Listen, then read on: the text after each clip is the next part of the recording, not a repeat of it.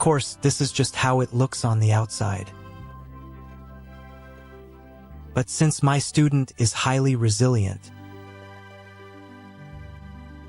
this is just a controlled state, not a real-life situation. In reality, it is far more painful than it looks. When these symptoms occur, since the upper acupoint was struck, you can help the opponent up.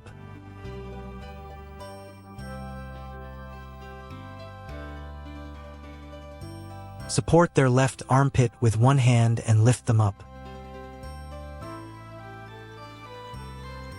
Channel the energy of Yin and Yang Qi into your palm. And strike their Shindao acupoint. They will immediately recover.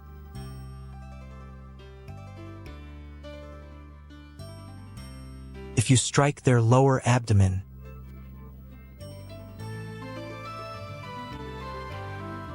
the opponent's vulnerable spot is in the lower abdomen. Thus, we must deliver an additional palm strike.